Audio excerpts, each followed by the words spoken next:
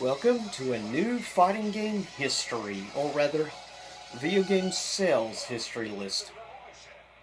And welcome to the revolution. I chose music in the background today from Capcom versus SNK 2, because this is going to be a sales history of the Capcom crossover series. However, I could not find solid sales numbers for Tetsunoku versus Capcom, so it will be excluded. But this will include all the Marvel vs. Capcom games and Capcom vs. SNK games, which is 2. So with that said, first up we start of the actual crossover games, but I'm only doing the Marvel vs. Capcom. I'm excluding X-Men vs. Street Fighter and Marvel Superheroes vs. Street Fighter. So with that said, first up, we are going to go back to the original Marvel vs. Capcom. Now, this is a replacement case, of course, because it's a little bit bigger. But yeah, we are going first to Marvel vs. Capcom 1. For this one, first we have average critic score of it, and of course this is for the Dreamcast, though it was also released on the PS1, released in 1999. Average critic score was an 8.5, which is not bad. It would end up, total sales would only end up around 1 million copies sold, which is surprising that it did not sell better than 1 million. But, well, surprise, surprise. Though I believe it sold better on the Dreamcast than it did on PS1, though the PS1, to be fair, was quite inferior. Because let's be honest, PS1 cannot match the Dreamcast in power. But with that said, next we're gonna skip now to the year 2000 for the next entry in the series, and this is the one that would get the most, pretty much, overall releases on different consoles, and of course that'd be Marvel vs. Capcom 2. And this game would get released on, of course, the Dreamcast, the PS2, the original Xbox, and the Nintendo GameCube. Now, out of all the ports, GameCube is pretty much, it and the PS2 are considered to be pretty much the most expensive versions, which is interesting. The PS2 is considered to be one of the inferior versions.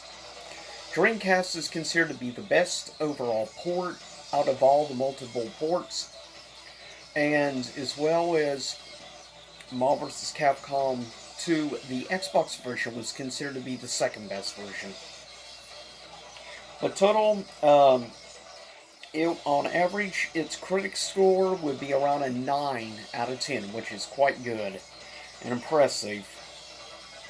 Now, overall average sales numbers show that this game ended up selling around 2.5 million, which is not bad. It ended up going from 1 million from the first one to 2.5 million. And that excludes the Marvel vs. Capcom Origins collection, which was a digital-only release for the 360 and the PS3. Though being digital, can't get any solid sales numbers, so it is excluded from this. So with that said, next we move on to the year. We really skip a lot of years from like 2001 or whatever, 2001, to 2011. To the release we would see of the original vanilla version of Marvel vs. Capcom 3, of course. Fate of Two Worlds. Released strictly on the 360 and the PS3 only of regular consoles, which still I think was a solid, really great game. Overall critic score would get an 8.4 on average. Um, it saw sales of around 2.4 million copies sold, which is quite impressive that it sold that many, and that's just the vanilla version, sold like 2.4 million. Just shy of 2.5. So it sold almost as much as Marvel vs. Capcom 2. That's not bad for vanilla. Now, also, we would see just about 6 months later, the Ultimate version would get released with Ultimate Marvel vs. Capcom 3, which in my personal opinion is the best of the franchise as a whole. But it would get released again on the 360, the PS3, though it also got a limited physical release on PS4 and Xbox One, and it also got a release on the PlayStation Vita, which is surprisingly plays very well. Ultimate 3 would end up selling somewhere between 3.6 to 4 million copies, making it easily the best selling of all the crossover games.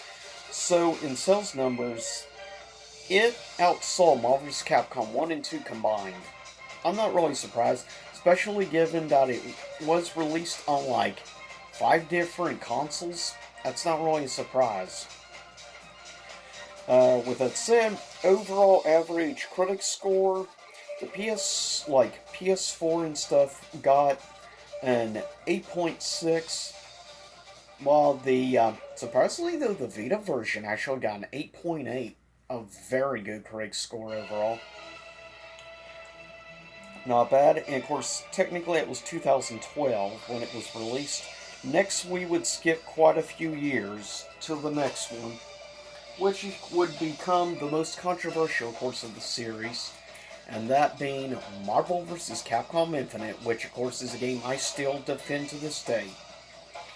And I will continue defending it because I love the game personally. I love the game mechanics with the Infinity Stones.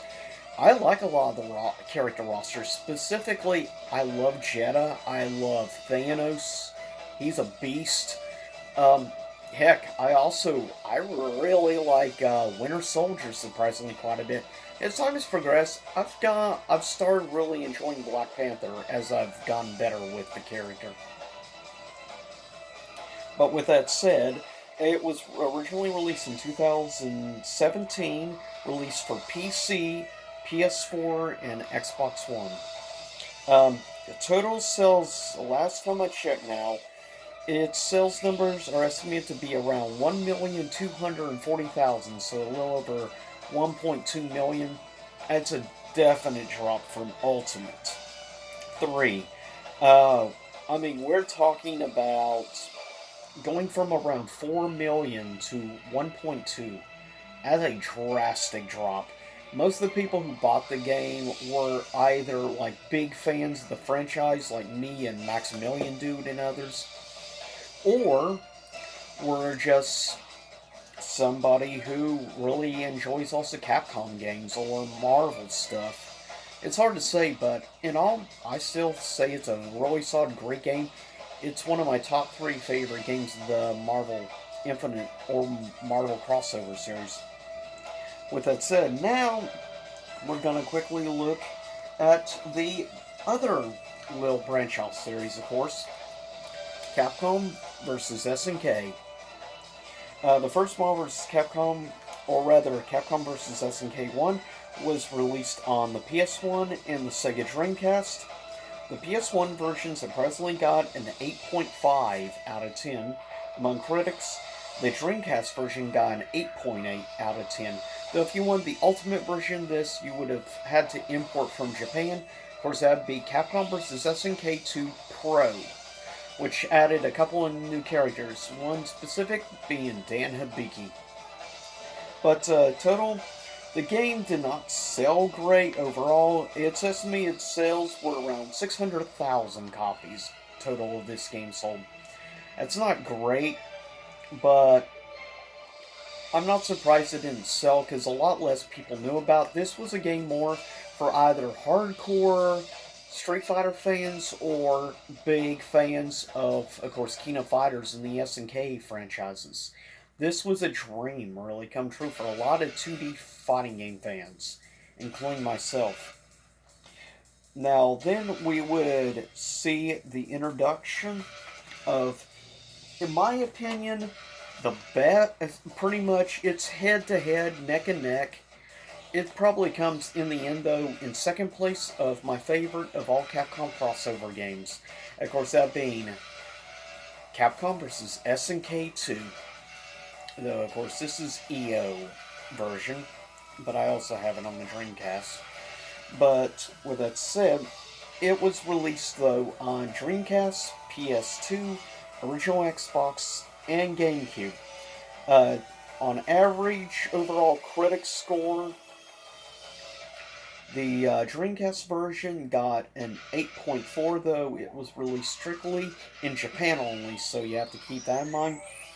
The highest overall critic score for the game actually, surprisingly, was the Xbox version. It had the highest overall critic score of the American releases. It got a 9.3 out of 10. So it actually is the highest among critics of all the crossover games, which is quite impressive, I might add. But with that said, though, how did it do in overall sales numbers, given it was released on 4 different consoles? Capcom vs. SNK 2 ended up selling around 1.4 million copies. I mean, that's definitely a jump. We're talking an 800,000 jump, going from like 600,000 to 1.4 million. That's definitely a nice jump up in sales. It's not quite as good as, obviously, Marvel vs. Capcom 2, which did 2.5, but still, 1.4 million, I still think it's not bad at all, in all honesty. This is definitely, in my opinion, the series for more hardcore fighting game fans, more so than anything else, though it is a dream game for both Capcom fans and SNK fans. And speaking as somebody who has, over time, gone to love more and more SNK games as time has progressed, I even more so appreciate this game for what it did. This was the game that really got me interested in trying out SNK games. Yeah, I played Fatal Fury and stuff, but this was the game that got me to try out King of Fighters series. Got me really to check out like Samurai Showdown and others. With that said, hopefully you enjoyed this new edition of Game Sales History. Next time, I will be looking at the Lost Planet series. Stay tuned for that. I'll see everyone next time. Have a safe holiday season and a safe upcoming December.